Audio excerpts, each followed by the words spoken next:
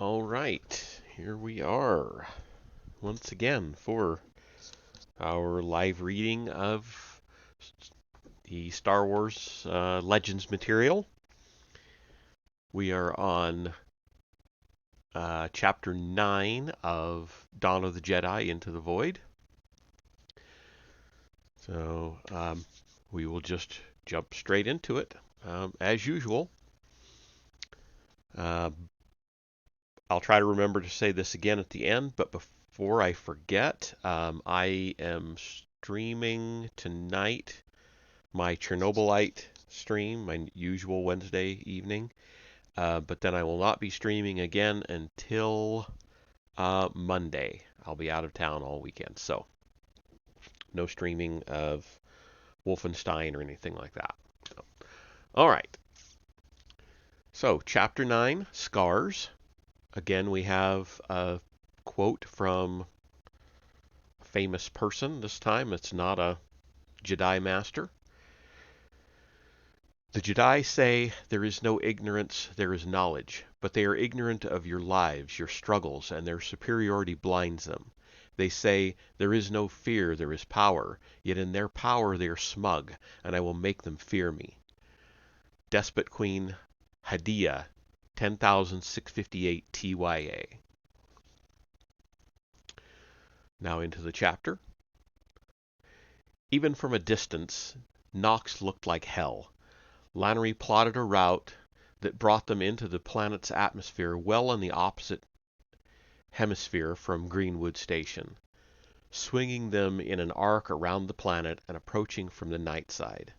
The seas were a heavy, sullen gray, the land masses mostly covered by sickly-looking yellowish clouds that glowed and pulsed with interior storms. The small patches of land she could see between the clouds were of a uniform bronze color. There was no green. She wondered what Greenwood Station had been like when it had been named, or whether the name was bitterly ironic. Trey sat in the co-pilot's seat again.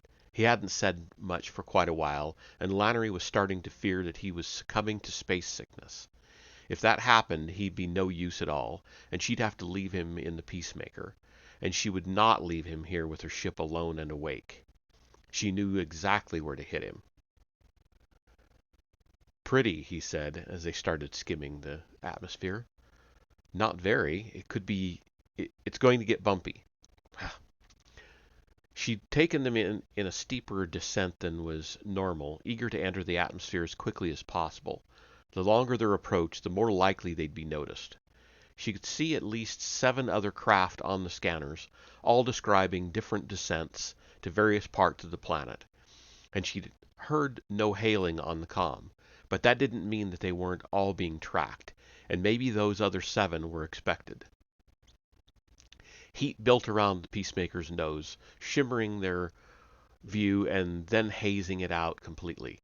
The Windows shields closed automatically, and Lannery kept her eyes on the scanners to maintain manual control. Really, she said, it'll get bumpy. Trying to get rid of me? Trey asked. Don't worry.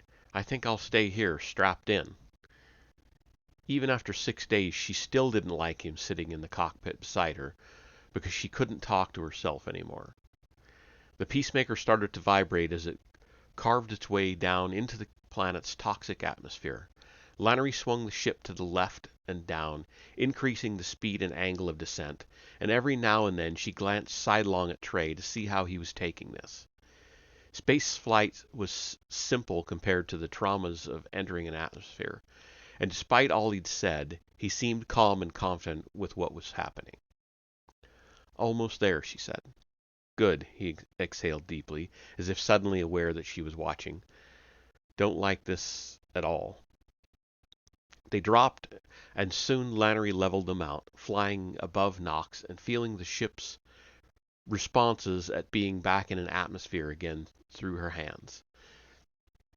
The Peacemaker was rattled but unbroken. It cruised.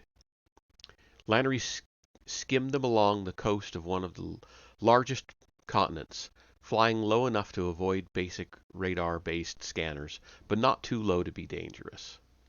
and a while later she edged them inland toward their destination. There was no saying whether Dal and the stargazers were here yet. Just as when they'd entered Nox's atmosphere, Lannery knew that they were flying blind. The destruction was worse than she could have imagined. Lannery remembered some of the Despot War. She'd only been 13 at the time, but she would never forget watching her parents leaving home, false smiles hiding the fear that they might leave their children as orphans. She had watched the hollows and heard the reports, but her real knowledge of the war came from what she'd read and seen of it down through the intervening years. At the time it was happening, war was always confused. The truth emerged afterward. She'd learned about the despot queen Hadia uniting Shikakwa's green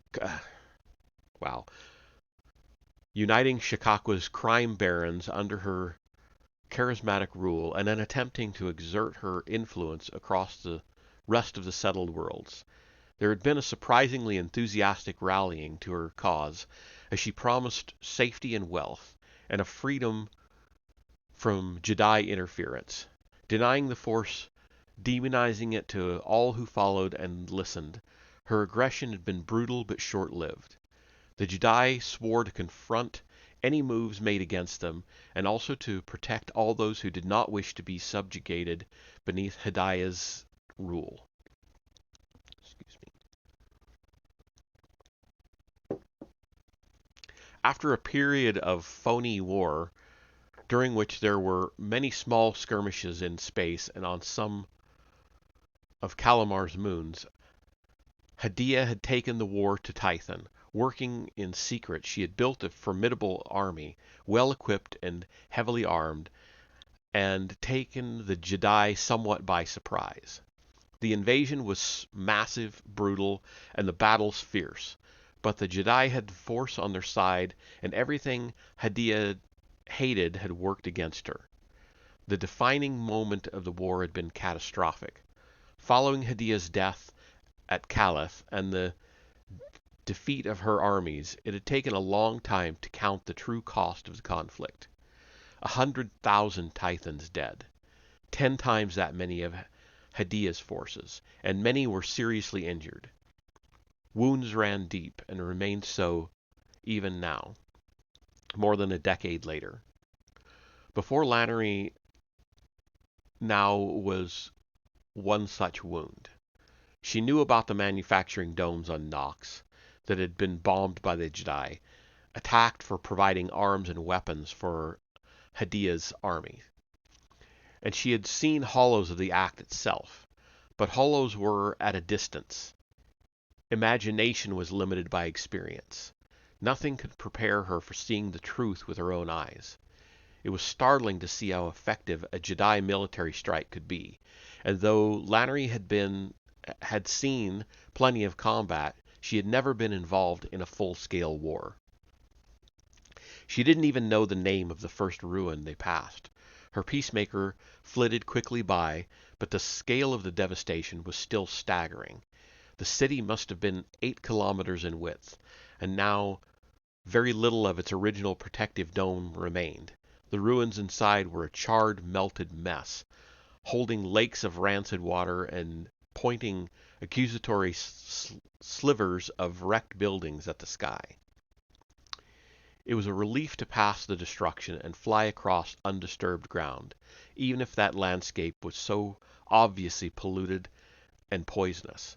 Very little grew here, and if any creatures were able to live and breathe in the rank air, they did not make themselves known. They passed another dome in their starboard side, several kilometers distant, yet still plainly visible as a scar on the landscape. Every scar tells a story, Lannery thought, and this tale must have been terrible. A portion of the dome remained, shattered and starred by... What? Oh. Shattered and starred by multiple projectile impacts and detritus from the city, was scattered across the surrounding plains. The explosions that had finished this dome must have been immense. Sorry, I got stuck on a word for a second there. I don't know why.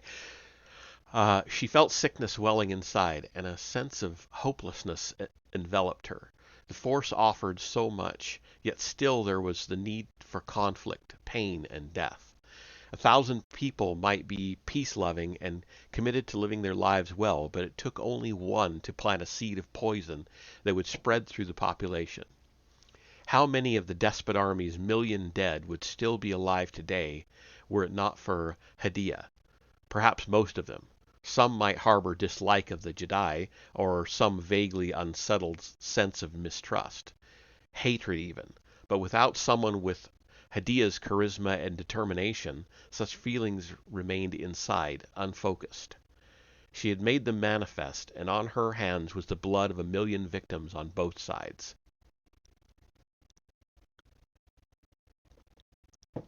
Seeing it really brings it home, Trey said. He sounded so distressed, so genuine, so not like Trey Sana. Lannery could almost like him. She turned this peacemaker and tracked Greenwood Station on her scanner. It was a riot of movement, ships lifting and landing, and large ground transports moving around the massive dome. But she was more concerned with traces of ships closer to her.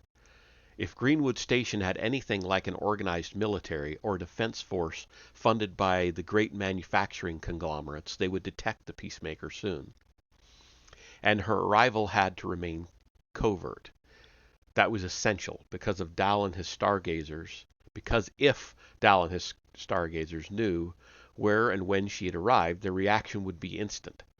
This was a much wilder place than Calamar, and they had hardly been careful there. 26 kilometers out from Greenwood Station, two small sentry ships rose from the landscape, a kilometer ahead, and accelerated toward the dome. Lannery reacted instantly, flicking a switch to block their communications system. She heard a few panicked words. Greenwood 4, Greenwood 4, you reading this? Jedi incoming. Peacemaker class, must be the one we've been waiting for. We'll lead it in, but I'm not engaging that. No way. We'll leave it to Greenwood's pulse cannons to... before shutting off the comlink. They sound friendly, Trey said. Lannery ignored him. She stroked a pad on the joystick and the weapons system fired up, casting a gleaming blue grid across the cockpit window. The two sentry ships were outlined in red, and a series of readings down the left-hand side showed the Peacemaker's readiness. 3 lines turned quickly from white to green, targeting, plasma missile, laser cannon, all online. Really? Trey asked. I'm not here to start a war, Lannery said, and you heard them. They're expecting me. Dal must have warned them, maybe lied about why I'm here. If Greenwood Station gets to know I'm here, war's what it might be. She relaxed into her seat and felt the force flowing through her. Nerve endings tickling... Wow. Nerve endings tingling, senses sharpened. She tweaked the joystick to the left and stroked the trigger, and one of the ships exploded in a haze of fire and smoke. The second sentry took evasive action, swinging up and to the right in an attempt to drop back behind the Peacemaker. But fast though they were, these small atmospheric craft were not designed for such complex maneuverability. Lannery followed, and as the ship reached the apex of its arc and slowed with the increased effort, she fired the laser cannons. The sentry's right wing exploded, and the craft started a long spin to the ground. Lannery drifted around and finished it off. No need to let the pilot suffer any longer than was necessary. She breathed deeply and thought briefly of the people she had killed, their lovers and friends, their families and stories. Jedi were taught to empathize with anyone they were forced to injure or kill, but Lannery never attributed these thoughts to the Force. They were all about being human. Great shooting, Trey said. He clapped his hands together once, Laku meeting above his head in a celebratory embrace. I just killed 2 people, Lannery said. But you had to. Doesn't make it any nicer. We'll be landing soon. Part of Greenwood Station's northern sector was bombed during the war. We'll get in through there. You mean we're landing outside the dome?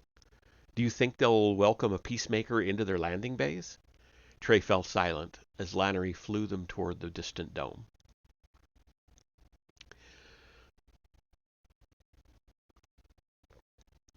The ship settled, ticking and creaking as its engines wound down and its hull began to cool.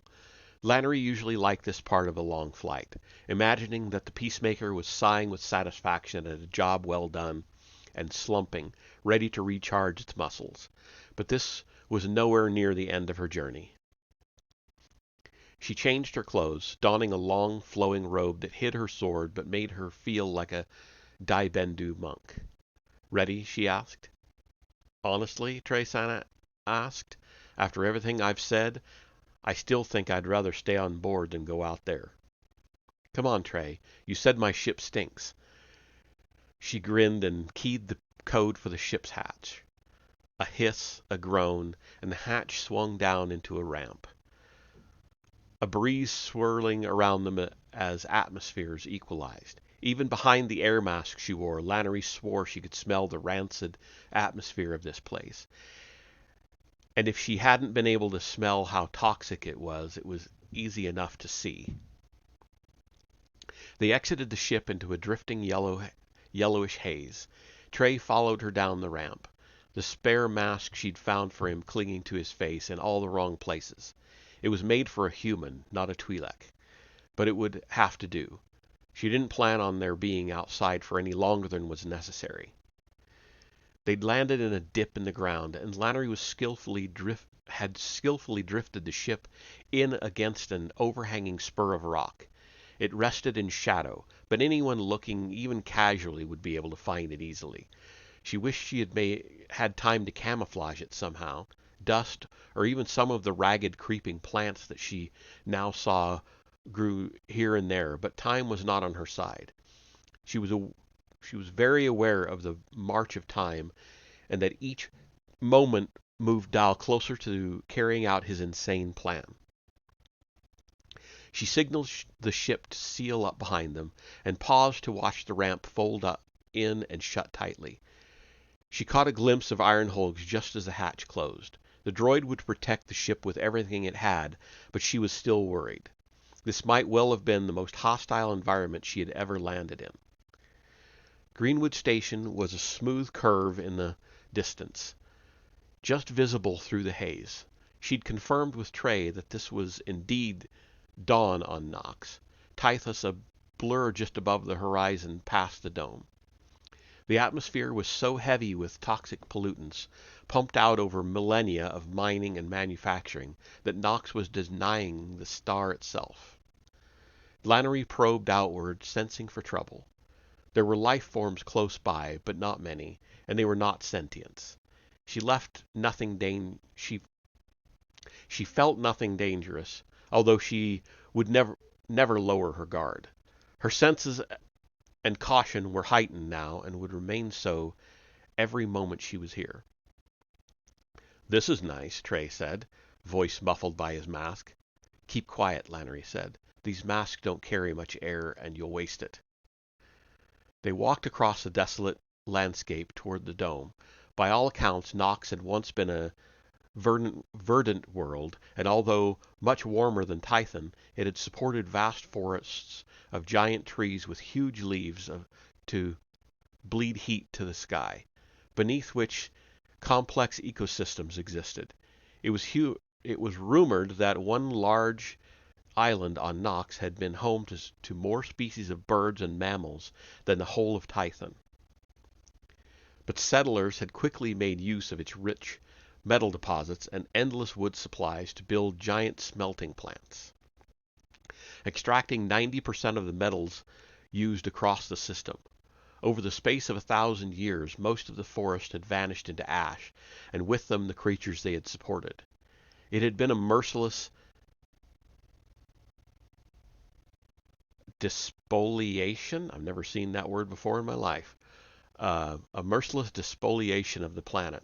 But at the time, the system had been a new, mysterious frontier, and those brought there by the Thoyar were desperate to make a home for themselves. The Jedi were finding their own path on Tython, and Nox's settlers had let need and greed guide their hands.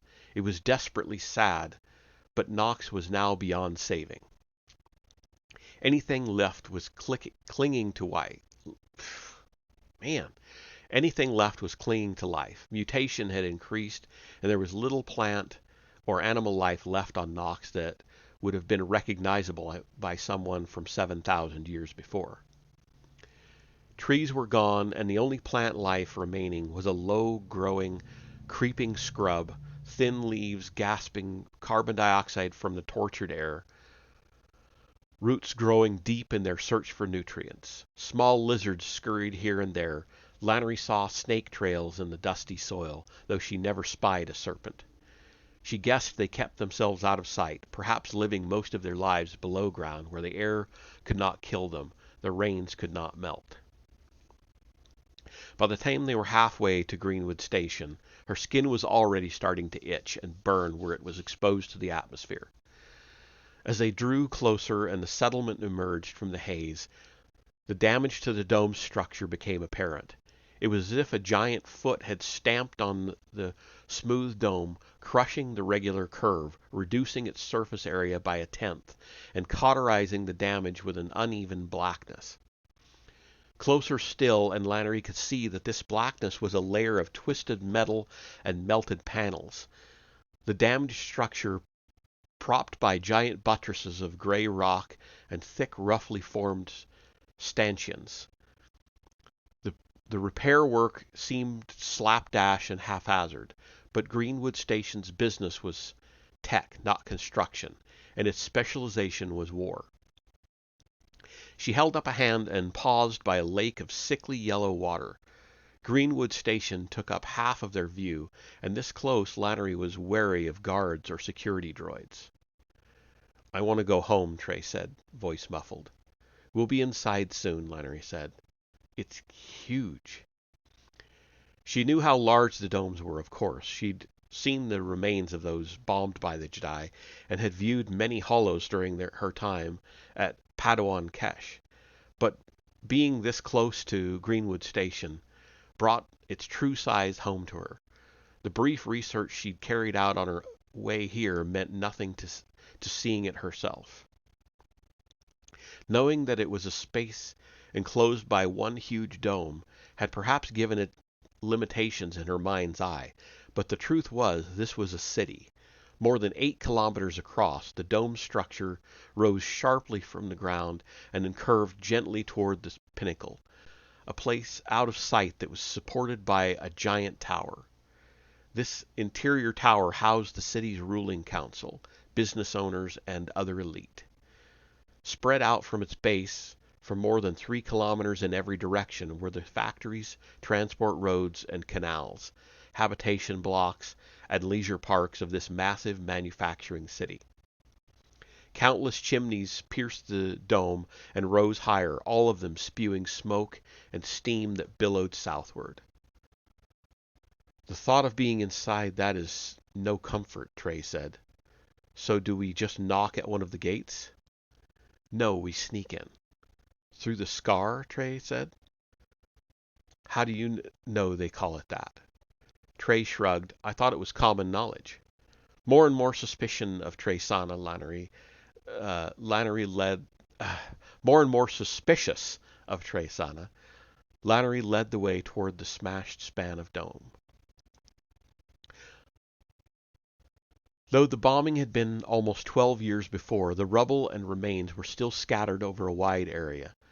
The dome's survivors had repaired the breach and sealed the damaged area, but no one had seen any need to clear the ruins. It seemed that anything outside the boundary of Greenwood Station was irrelevant. There were defensive positions across the dome's curved surface. Lannery could see pulse cannons and plasma mortars nestled in indentations in the structure, but she did not believe the positions were manned. She had heard of skirmishes between manufacturing domes, sometimes concerning resources or business, other times over causes unknown, but Greenwood Station was now so isolated by the ruins around it that it usually worked in peace. "We'll climb up there," she said, indicating a path that rose through the debris. "Hopefully there'll be airlocks through the structure." "Good," Tresana said. "Let's move. My skin's on fire and my laku are itching." They climbed an uneven mountain of debris, shattered rock, twisted remnants of structural material, and some opaque sections of the dome's shell that had been blasted and melted off, and half melted. The transparent material was almost as thick as Lannery was tall, and the shattered fragments were sometimes 30 meters across. Soon they were inside the perimeter of the ruined section of dome. The going got tougher as the ruin became more confused, with fallen buildings mixed with melted rock and jagged sculptures of distorted materials. Pools had formed here and there, some of them covered with such thick layers of ash and dust that they resembled solid ground. Lannery had to pull Trey out of one pool, and he started shivering, soaked to the waist in rancid water.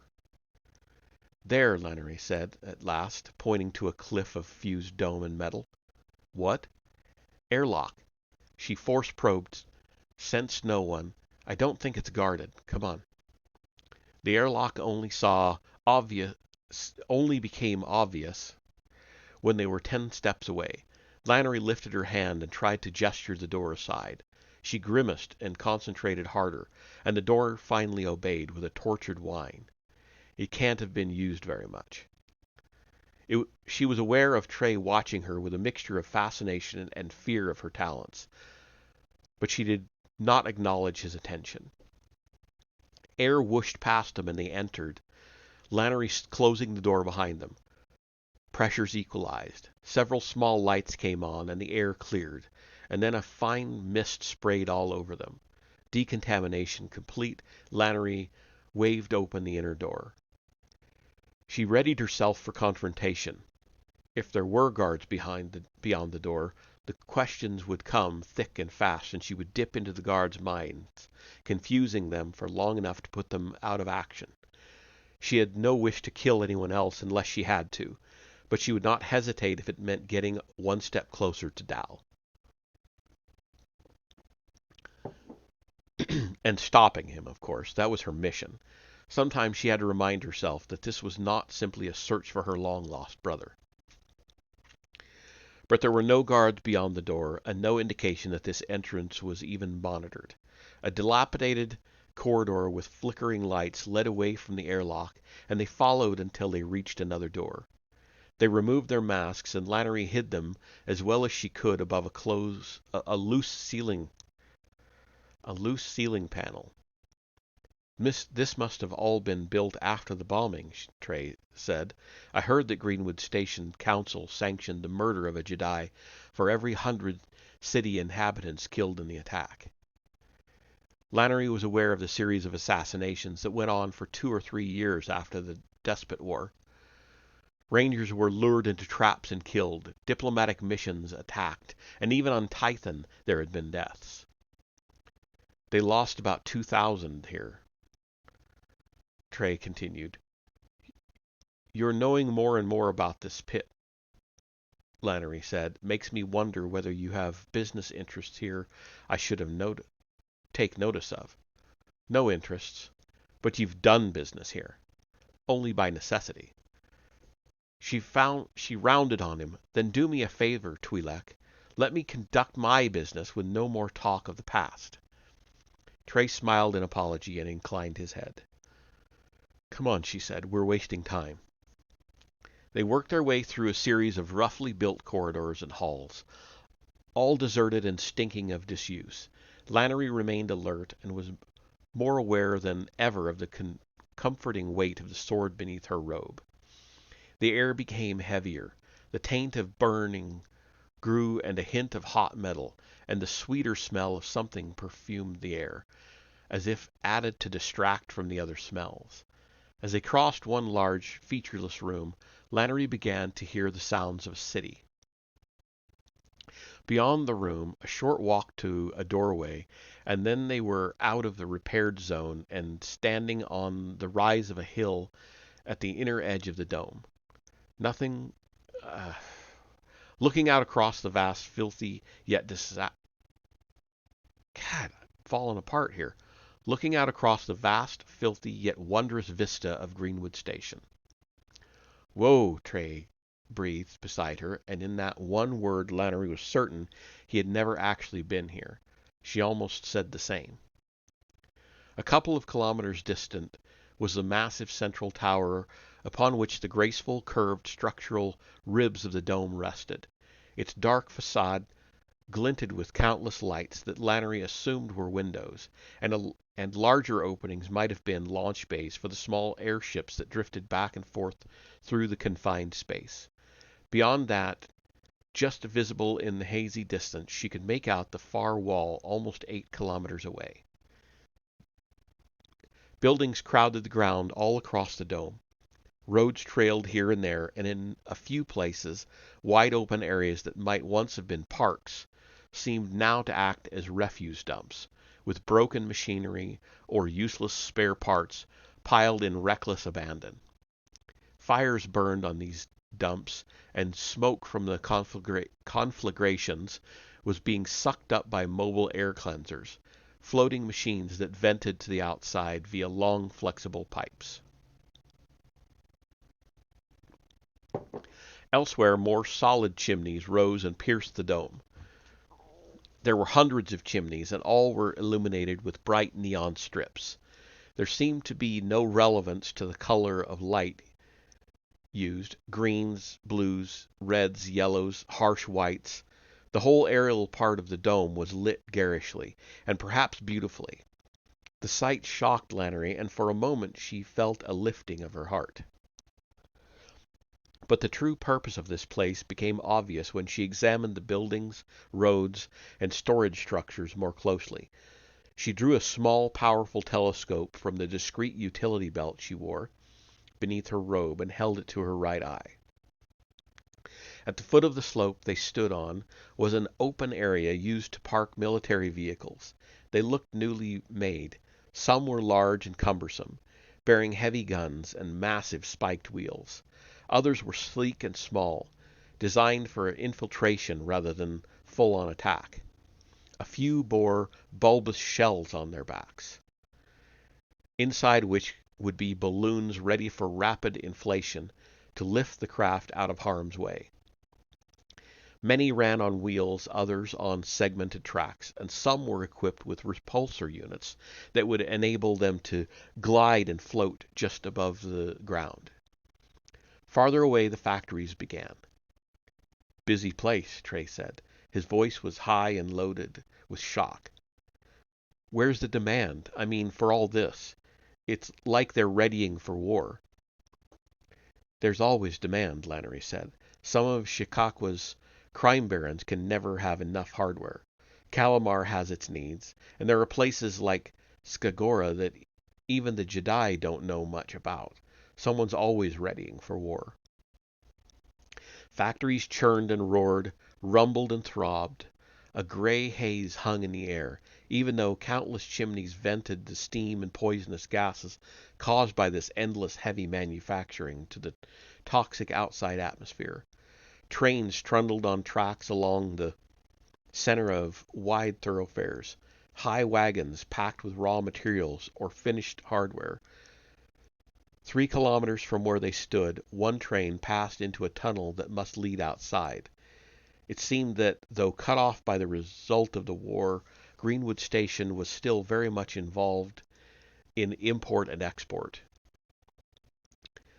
Maintenance drones buzzed through the air, and Lannery noticed that there was a huge amount of construction work going on. Some buildings were being extended or repaired, while others were being torn down, materials salvaged and set aside for new buildings. The noise from this work was a constant background rumble, and even from here she could see at least 5 locations where major construction was underway.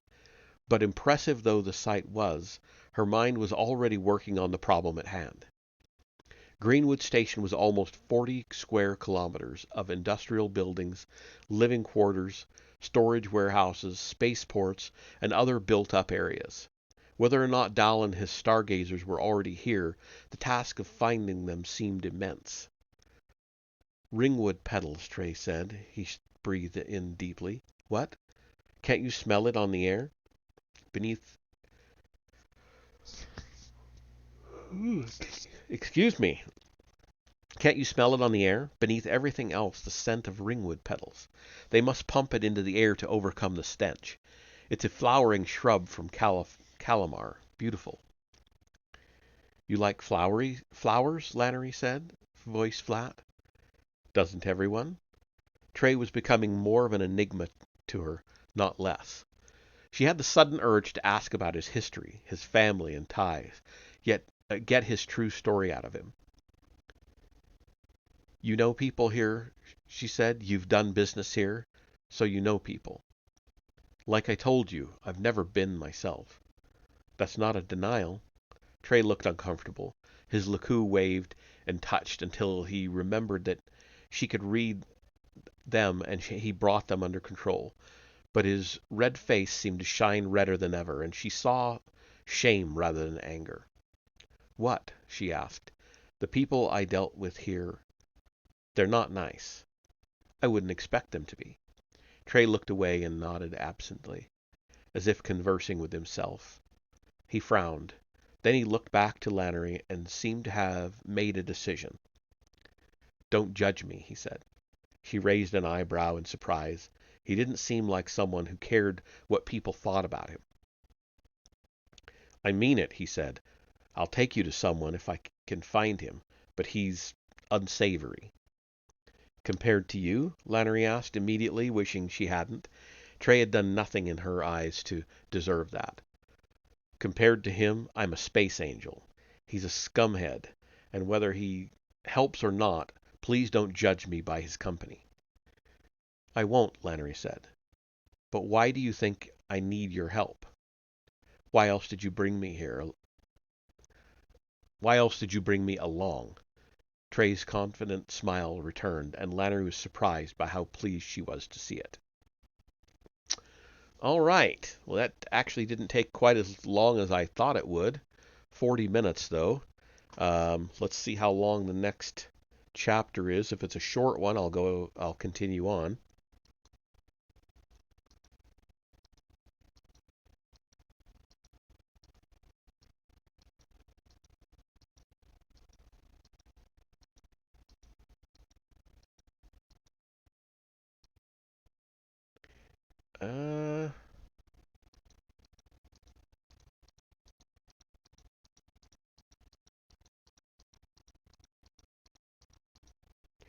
If I do, it might put me a little bit late for my Chernobylite stream, but I think I will go ahead and continue with Chapter 10.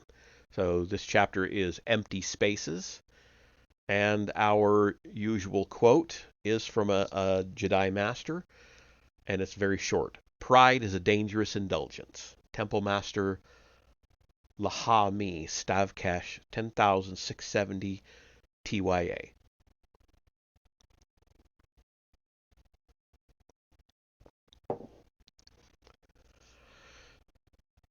They spend 14 more days in Stavkesh, and sometimes Dal is taken away and taught on his own. This worries Lannery. She wants to remain close to keep an eye on him, and when they are apart, she can't seem to reach him. She tries, but he is blocking her out. Only the weak-minded are always open to a Jedi's sensings, and Dal is far from weak-minded. He has had years to learn how to exclude his sister's gentle probings. Master Kinnaid continues to teach Lannery and the others, but on those occasions when Dal is taken, it is the Temple Master Tave who takes him. In the evenings when Dal chooses to return to their room, Lannery asks him where he goes and what he does. Weapon training, Dal says. They see my talents as a warrior, and Tave is giving me one-on-one attention. But she sees that even Dal does not believe that. When the group is being instructed on force use of weapons, they are keeping him apart. Maybe they're afraid that he will let loose with a blaster and hurt someone again. Even worse, perhaps they believe he did that on purpose. On their final day there, Master Kinnaid and Tave welcome them into the Grand Hall. This is a structure built deep in the mountain, and it has become something of a legendary place among journeyers over the centuries. It is said that Temple Master Vordana fought and killed 13 sand assassins in the hall more than 200 years before, and sometimes when the wind is right, lonely grains of sand still whistle and hush against the ancient stone. Now the hall is cool and still, illuminated by an array of burning brands, and expectantly silent. The journeyers stand along one wall as instructed, and Tave and Kinnaid are together, whispering and waiting for something. What is it? Lannery wonders. She glances sidelong at the Cathar twins, and they look back and smile. There is a special bond between the two of them that is deeper than the Force, and they trouble her. She looks in the other direction at Dal. He is relaxed and calm, glancing around the hall at the tapestries and the array of old weaponry hanging on hooks and resting in display cases around its perimeter. He catches her eye and grins. Master Kinnaid, she says, but the Zabrak holds up one hand, fingers splayed. Someone is coming. Lannery can sense it, and she feels an approach in the flow of the Force. Moments later, a shadow appears in a doorway across the hall. Temple Master Laha-Mi enters, walking confidently toward the students. The two masters bow slightly, and then Laha-Mi pauses and examines the journeyers. He spends some time looking them up and down, and when he reaches Lannery, she can feel the strength of his regard. Sometimes love is not enough, Laha-Mi told her, but today there is no special message. He moves on to Dal, and then after a glance at Masters Tave and Kinnaid, says one word. Fight. The two masters maintain ultimate control. When a Force punch is thrown with a little too much vigor, Master Tave reaches out and absorbs some of the impact. When a series of overenthusiastic Force shoves thuds along the ground toward the Wookiee, Master Kinnaid snatches them from the air and dispels them with little more than a grunt. Lannery avoids fighting with her brother for as long as she can, but soon she finds herself standing side by side with Dal, and as they swap glances, she sees how much he's enjoying this. No sides here, Dal says. He leaps toward Lannery in a clumsy yet strong Alchaka move, and what happens next plays on her mind for a long time afterward. She lets him strike her down. She tumbles, sliding across the stone floor and bruising her back, hips, elbows. She uses the Force to prevent herself slamming into a wall. Then she stands, and Dal is already charging at her again. She ducks beneath Dal's kick, slides past him as he spins, and lashes out with his fist, trips him, stomps on his ankle, then drops astride him with one fist raised, ready to hammer down on his face. I need no Force to bring you down, brother, she says, smiling. She was trying to lighten the mood, appealing to their close bond, but his eyes are filled with anger. He punches Lannery in the temple, and she falls to the side, shocked more than pained. A kick to her ribs, another punch to her stomach. She rolls away from him, but he is always there, and then she thinks, why shouldn't I use the Force? Am I holding back simply because of his sensibilities? She punches out hard, and a great thud reverberates around the hall. Dal is powered back away from her, arms and legs splayed out as he flies through the air. Someone catches him and drops him hard before he smashes against the wall. Lannery does not see who, but assumes it was Tave or Kinnaid. She stands, holding her head and willing the heavy throbbing pain from her insides. But sometimes even the Force cannot dull such agonies, and in her studies she has come to trust pain. It is there for a reason, and to mask it can lead to more damage and worse pain later. You lower your defenses, Kinnaid says, and at first Lannery thinks she's speaking to Dal, but she is actually addressing her. You should be able to anticipate such clumsy attacks and counter them. Your brother's Alchaka moves are rudimentary at best, and he does not use the Force to wield them. I know, she says softly, facing Master Kinnaid, but glancing sidelong at Dal. He is standing across the hall from them, and he looks dejected, defeated. Cease, Lahami says, and the fighting ends. The Cathar twins embrace, bloody and smiling. The Wookiee and Twi'lek draw close together and slap each other's shoulders. Lannery looks at Dal, but he has already turned his back on her. Kinnaid walks ahead of Lannery, saying nothing. Lannery has been told to follow her, and she suspects that she is being taken to Lahami one last time before they depart in the morning. Tomorrow, she and Dal commence their long, dangerous journey to Anil Kesh. The Temple of Science lies more than 1,000 kilometers to the east on Tals. They will have to cross the Moon Islands to reach Tals, and once there they'll be faced with a long hike across a wild land. Lava arcs burst from ancient volcanic tunnels. Mountain slopes are smothered with ash trees, and strange, sometimes deadly creatures stalk the valleys and ravines. Wilder still is Anil Kesh itself. Straddling the mysterious and deadly chasm high in the mountains, no Jedi has ever descended to its bottom and survived, and many of those who have tried were driven insane. Dagon Locke, the prisoner of Bogan, is one such man. His fascination with the chasm led to his downfall. All young Padawans are told his story.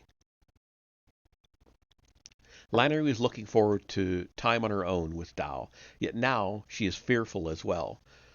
Of Dal, what is he becoming and what he might do. She is desperate to not let her parents down, and although she still tries to believe that her brother can be saved and brought to the Force, deep down she knows the truth. His days on Tython are numbered. Wait here, Master Kinnaid says. She rests a hand on Lannery's shoulder. This is the last time we'll see each other, for now at least. I hope your onward journey is safe, journeyer. May the Force go with you.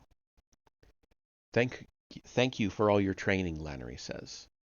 Master Kinnaid looks as though she wants to say more, and Lannery is surprised when she senses doubt exuding from the Master. But then the room beyond where they wait is no longer empty, and Kinnaid merely smiles.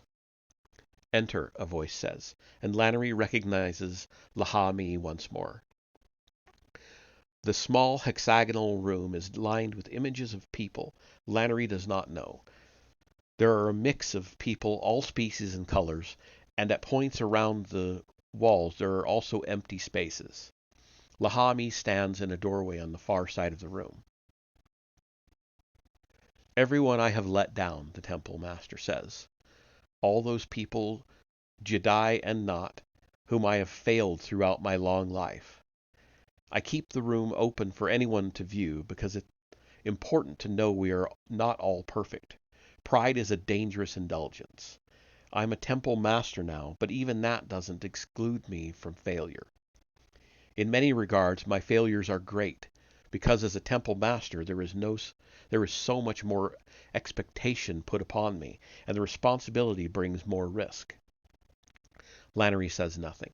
She is being spoken to, and Lahami invites no response. It's down to me, of course, whose image I place here, the old man continues. Some would argue that there are those here who let themselves down rather than being let down by me, and there are others who might name some images that are missing. He walks slowly around the room. There are spaces, gaps yet to fill. I hope to still see areas of bare wall here when I am older and closer to death, but he shrugs and touches cold bare stone. You don't want to see Dal's image here, Lahami says. You're learning well and your experience shines through, but it's your face I have no wish to see on the walls of this room, Lannery. So heed this warning. Ignore it, suffer the consequences, and I will have let you down. Your brother grows more unstable and dangerous every day. Be wary of him. I will, Master Lahami. The old man sighs. There was a time when people liked Dalian. He trails off. What? Lannery asks. Harsher times, Lahami says. No matter. Go safe, Lannery Brock, and may the Force go with you. Lannery watches the Temple Master turn and leave the room of his shame, and when he is gone, she spends some time looking around at the faces staring back at her. She wonders what became of them. Dead, banished, fled out into the system. She hopes to never find out, and she swears that neither her face nor her brother's will fill one of these empty spaces. Down in Greenwood Station, Tresana became someone else. Lannery sensed it when they emerged onto the first bustling streets of shops, taverns, and other places of pleasure. Not in any force way, because whatever Dampole had done to the Twi'lek had rendered him almost immune to Lannery's probings, but in the way he carried himself. His manner, his bearing, his interaction with the world shifted subtly. The Tresana she had met on Calamar, and with whom she had spent days cooped up in her peacemaker, turned into the man Dampole had warned her about. He became dangerous. They walked along the street side by side, and Lannery kept the hood of her robe raised. A few people glanced at them, but only casually. Most were too involved in their own lives to be concerned with anyone else. Sellers displayed their wares on metal market wagons, food, drink, and an array of drug slips that promised a temporary escape from the reality of this wretched place. People stood outside drinking establishments, trying to lure passer-by inside with promises of the best drink. And all the while, farther toward the center of the dome, the chimneys throbbed and pumped, the machines thumped away, the ground shook, and great trains trundled in and out with raw materials or finished products. The people were the oil that kept the dome working, and Lannery sensed that safety and sanity were rested on a thin skein of smoke. While they walked, she kept her senses open for any sign of Dal, but she wasn't even sure she would recognize him anymore. There, Trey said. He pointed along the street. What? Listing point. He walked forward, shoved a tall man aside, and pressed several buttons on a box mounted on a short, stumpy pole. I was using that, the man said. He might once have been human, but some terrible growth had eaten at his face, and gleaming artificial eyes were set in the remains of eye sockets. How about using this? Trey said. He shifted his jacket aside and displayed a small blaster on his belt. I didn't even know he had that, Lannery thought. You're carrying, the man said. No one's allowed to carry in green. Trey shoved him hard, arms pinwheeling. The man stumbled back into a group of women wearing dull red work suits, and one of them tripped him. They laughed. Trey turned his back on the fallen man and started working at the listing point. Its small screen showed a map of Greenwood Station. And as Trey tapped at the keys, the map zoomed in to a sector, then a small network of streets. A green glow pulsed. Trey swiped the screen clear and nodded at Lannery.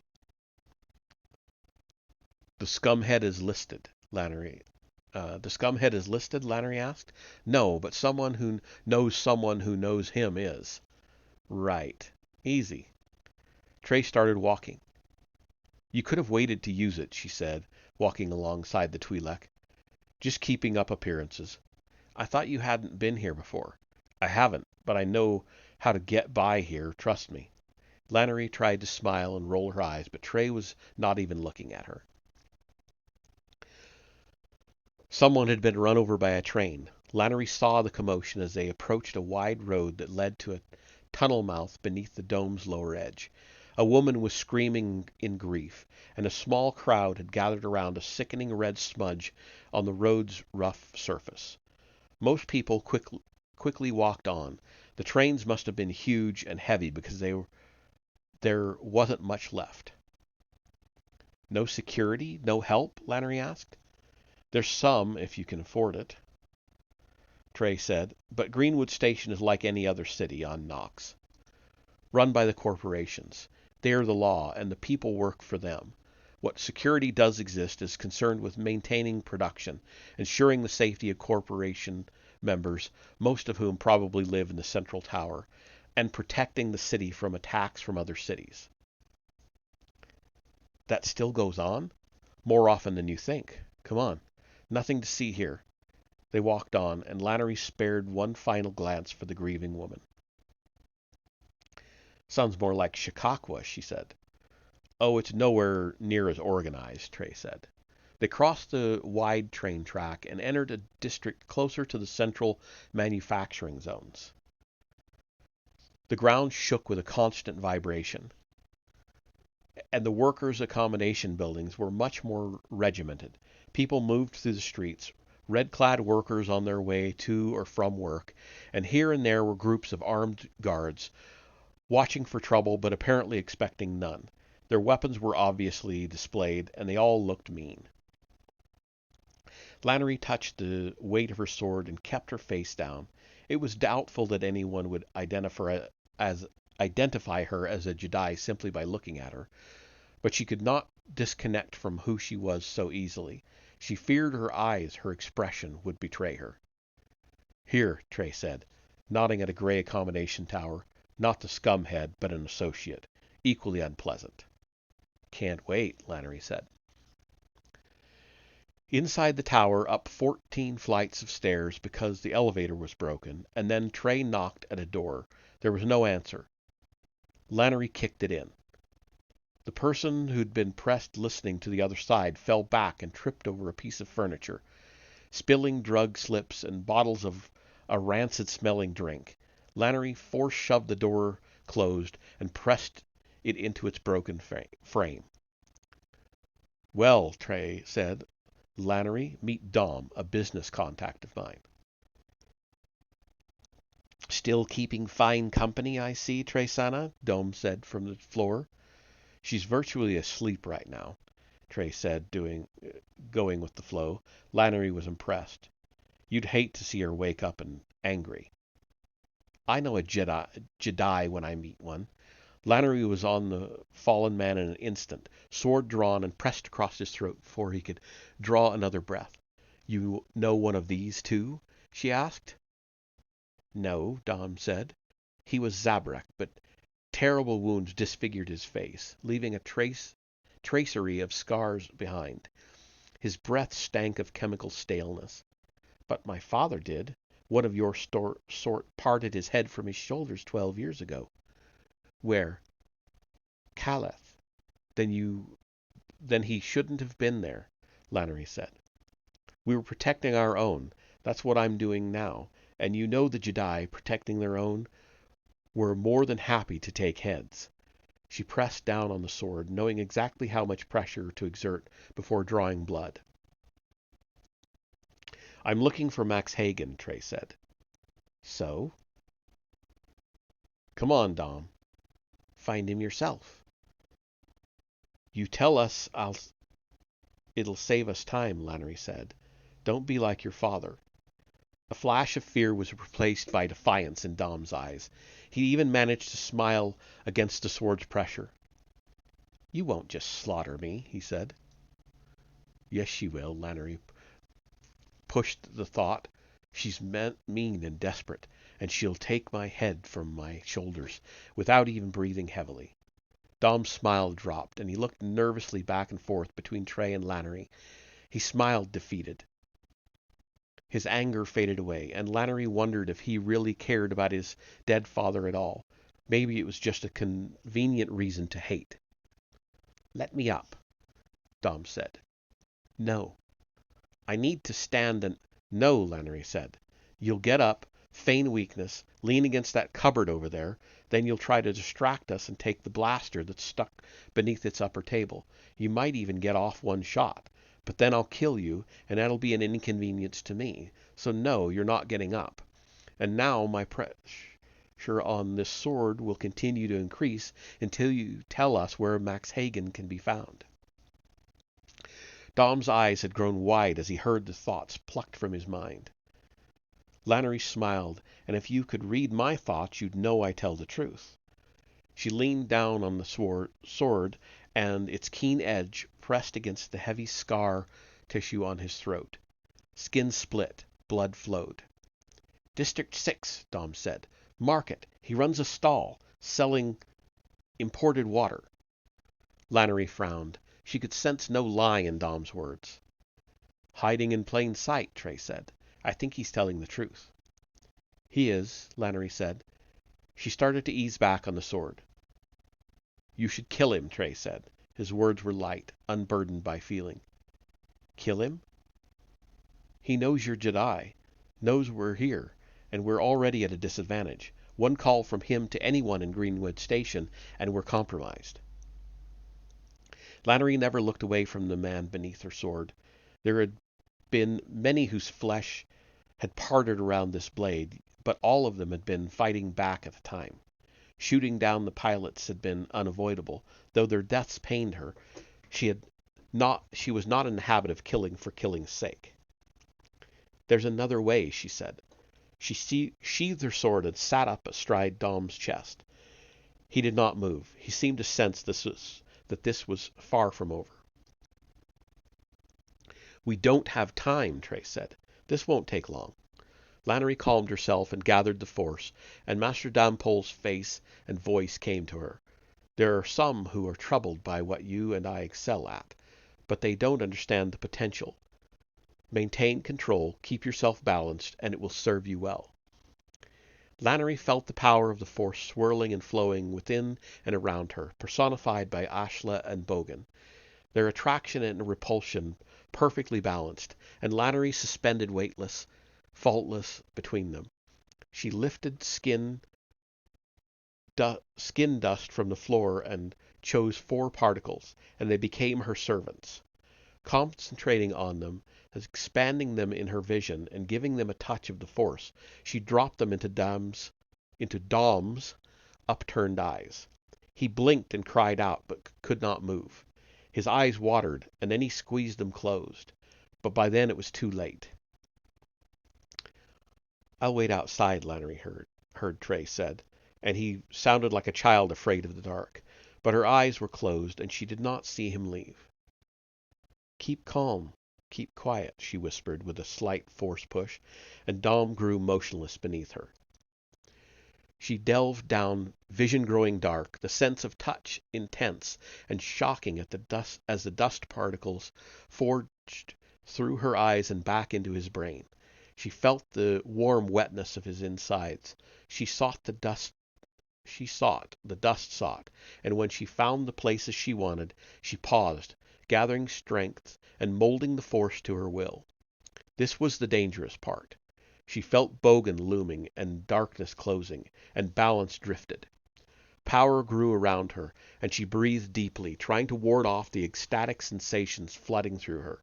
The pleasure of control, the ecstasy of darkness. The dust transformed into elements of her will, and Dom started to choke as her will was done. Keep calm, Lannery thought, and this time she was speaking to herself.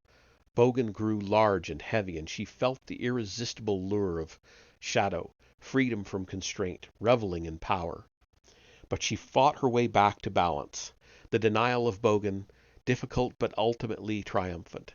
The sense of loss was staggering for a time, but it quickly faded. This was her talent, Dampol had told her, the alchemy of flesh. However minute that element of flesh might be, transformation, transition, and Lannery tried to hold down the sense of pride at her achievement. She had not touched the experiment on her ship since the start of this mission, but she had not lost anything that she had learned. She stood from Dom and went to the door that Trey had left open behind him. It's done, she said, and Trey's voice answered from the corridor beyond. You had the face of Dampol, her darkness. And her control, Lannery said, of course. Dampol must have performed something similar on Trey, but Lannery didn't mind frightening him. Trey, afraid, might serve her well. Is he? I seared his memory. For a time he'll remember nothing. Not even his name. Dom writhed at the floor and struggled to stand. For a time? Trey asked. I'm not sure how long, and she was not. It could be mere days or perhaps much longer until Dom returned to the damaged person he had been, a dark shadow in his mind where the memory of what had happened was a charred emptiness. Better than murder. If you say so, Trey was standing in the corridor, back against the wall. Now tell me you know where District 6's market is, she said. Trey nodded. There was no easy smile this time. Okay, that is the end of chapter 10. So it only took 8 minutes into when I was supposed to start my next stream. So not too bad. We will pick up with chapter 11, Slaves, next time. And so I'll take a quick break while I end this stream, and then I will get into Chernobylite in just a few minutes. See you then.